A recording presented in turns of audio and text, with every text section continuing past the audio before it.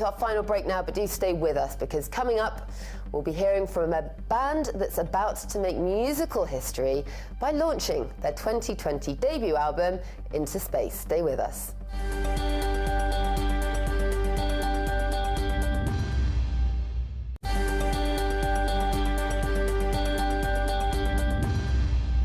Hello and welcome back to the final part of this evening's programme, and we have something a little out of this world for you now. Steve Thompson and his band 1201 Alarm are about to make musical history by launching their 2020 debut album, Into Space.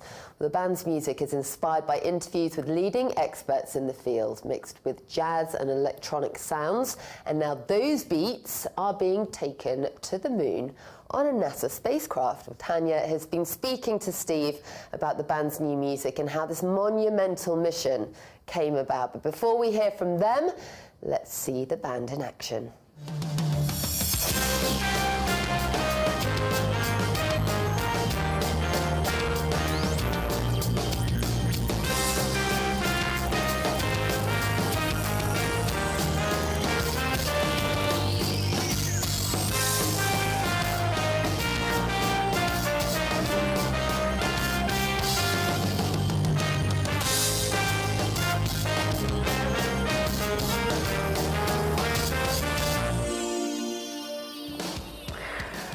Steve, it's so lovely to have you in the studio, and there's so much I want to talk to you about. I don't know where to start, but I think what we'll start with is we just had a clip there of some of your music, and you're launching your new album. That's right. Tell us about that. You know, how did that come about? What can we expect? So the new album is called Moonshot, and it's actually a celebration of the first album that I recorded back in, well, actually I started recording it in 2016, and it wasn't until 2020 that we released it. A labour of love. It took 4 years. I know, that's incredible, isn't it?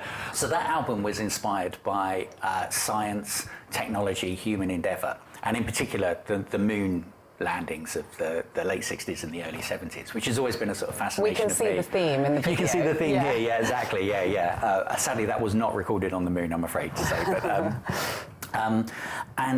So that album, it was inspired by all these amazing scientists that I kind of interviewed as part of the process of making the album.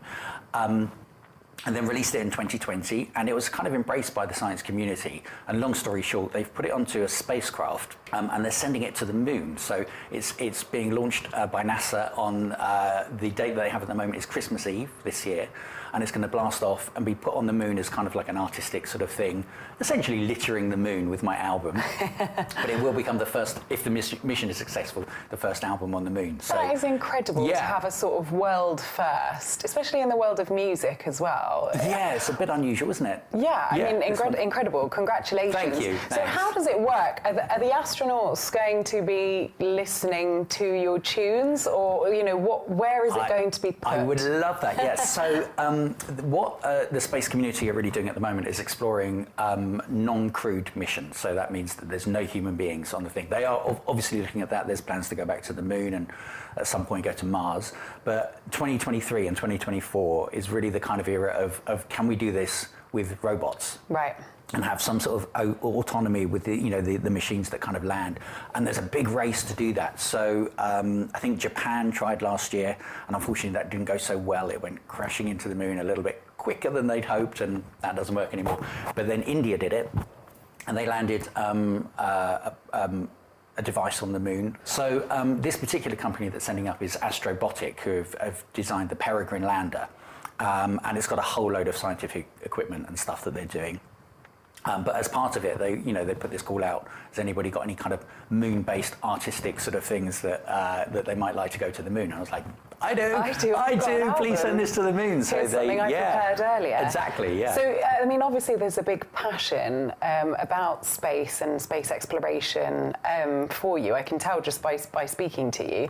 When you were interviewing the astronauts and the people in the space community, what were you speaking to them about? Were you looking for lyrics? Were you looking for storylines? So no. All of the music that I do is instrumental. I think with very few exceptions, there's a little bit of vocal on there. But really, it's their passion for their different sciences. So I started talking to Alex Skritowski, who is anybody that listens to BBC Radio 4. She does a thing called The Digital Human, and it's how humans interact with technology these days, which is really fascinating and quite eye-opening as well. So I got chatting to her and became good friends with her about that. But then I was also working with other scientists like Brian Cox and Tim Peake and all these some people. of the big names, yeah. Some of the big names, exactly. Yeah. Yeah. I've been doing that for about 10 something years now, or I used to do. I don't do that so much these days. Became friendly with a lot of the scientists and everything, and I was really fascinated about how they kind of looked at the world and how humans interacted with science and technology. And I call it. This is not a great tagline, but I call it the gentrification of technology since the Apollo era. I know that's a bit of a mouthful. That is. But I kind of feel that since the Apollo era, we've got really kind of just used to having technology around us. Yeah. I mean, you can see, I know this is a bit of a special kind of thing with all the cameras and lights and whatever we've got in here. But we just take that for granted these days, that we're just surrounded by technology, whereas before that, I think it wasn't quite such a common thing. And the whole Apollo mission into space kind of brought technology into the home, and it's just like, we accept it. We've got some quite beautiful footage actually of a performance with this sort of incredible moon in the background. There we go. Yeah. Now this moon has sort of been travelling up and down the country, and I guess it's been parts of lots of exhibitions and events and stuff like that. And this is just one of many performances. Another thing I wanted to speak to you about is this laser harp that you play with. Yes. I've never seen anything like that. Talk to me about what that kind of, how did that come about? Is that something that you sort of created yourself for your performance? So I didn't invent the laser harp, sadly. So that was invented in the late 70s, kind of early 80s, and a French musician called Jean-Michel Jarre kind of made it famous. Or should I maybe say infamous, like with respect to Jean-Michel? The thing is quite cumbersome. And it's a massive source of anxiety for me, because sometimes it doesn't work, sometimes it does, and you never really know. It's a weird instrument that you play without actually touching anything, because beams of light in a sort of fan shape come out of the floor, and you have about 7, 8, 9 or 10, I think I can go up to about 12 beams of light, and each one represents a different note, and then I've got a foot switch on the floor that I can kind of get another set of notes, so I get all the notes that I need, and I basically put my hand into a laser, and there's a little eye on the floor that's looking to see which laser that I'm touching. And all it does is triggers a note whenever it sees that laser's being plugged. So it is quite a cumbersome way of producing a musical instrument. Not much expression, not much variation on anything really. But it's really cool. It looks like really, really spectacular when the lights come out of the ground and everything. Yeah. And it usually gets a woo when we do that in live gigs. Very visually it's beautiful. It's a lot of fun. Sounds like not as reliable as like a recorder or a guitar. Definitely not, no, because I'm primarily a trombonist, so that's what I do. And I think, oh my goodness, when I pick up my trombone, I know it's going to work, because it's basically a pipe. You've just got a hole down the middle of it. Now, one of the people that sort of features on some of the music that you're going to be, is it the one that you're going to be sending up there? It's a scientist that you spoke to, or an astronaut that you spoke to, Helen. Tell me a bit about her, how you guys came together in deciding to create music together. Right, yes, so Helen Sharman. Unfortunately, that's on the second album, which is not yet going to the moon. The first album's going to the moon, and so I told Helen about the first album, and I said this is going to the moon. So I should say that Helen Sharman is Britain's first astronaut. I think a lot of people think that's Tim Peake, but Helen went up to the Mir space station back in 1991 and was our first astronaut. And she's also an amateur pianist as well. And I did a show with her in London. I think it was at the Hammersmith Apollo, and her and Tim Peake were on the panel. I think they were talking, and they were doing some Q&A and stuff like that. And I got talking to her and Tim in the green room. And then a few years later, so when we were doing this album, I sort of told her that the first one was going to the moon, and just said, "Oh, that's great." And her manager got wind of this and said, "Why don't we ask Helen if she'd like to play the piano on it? Would you like to have her?" And I was like, would I like to have her on the album? That would be amazing. That's incredible. So I got in touch with her, and she seemed really enthusiastic about the whole thing. And she told me roughly what she could do on the piano.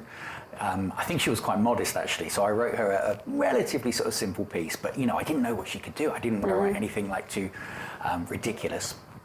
And she just absolutely nailed it. She came down to our floating studio in London. We use a studio there it is, aboard a ship. And then we also got the Cape Town Philharmonic Orchestra to record part of the tune as well. And so she played with the Cape Town Philharmonic Orchestra and the band. Wow. And We're all coming together. it all came together, Yeah. exactly. Yeah, it was all a bit tight because we didn't have her for very long, and Cape Town just got that music to me the day before, so it was all very, very, very tight. A bit stressful. It'll be all right on the night. It was all right Yeah. on the night, and I'm really proud. I think Helen's really chuffed with the track as well. Where did your sort of joy for space exploration and what goes on up there? Yeah. Where did that all sort of start? Well, I guess and come from? I was born when Apollo 17, I think, was. You know, they were wandering around the moon on an impossibly cool moon rover. I mean, they literally took a car to the moon to drive around, and they were playing golf on the moon and everything when I was born. And I remember doing like projects when I was about 7 or something about the Apollo missions. But it was really when I started working with the scientists that I kind of rediscovered a little bit kind of deeper appreciation of like just understanding how the world works. It's actually quite a beautiful thing to have curiosity. Do you know what I mean? Because I think when we're kids, it kind of maybe gets like we're encouraged to be curious. Yeah. And then as soon as you get to kind of past the education, maybe you've done university and you come out or whatever, it's not really cool to be curious anymore. You just kind of accept the world what it is and you just get on with it. But I think that curiosity is kind of a beautiful sort of thing, and I think I would like to encourage other people to just kind of like ask questions like kids do. Like, why does that do that? Why is, turn on a tap? Where's that come from? What happened? Do you know what I mean? All that sort of curiosity that you get in kids, I think it's quite a really sort of nice thing for adults to be able to do as well. Well, that was Steve chatting to Tanya there about the new album Moonshot and about that incredible journey their music will be making to the moon before the end of the year. Let's give you a quick reminder.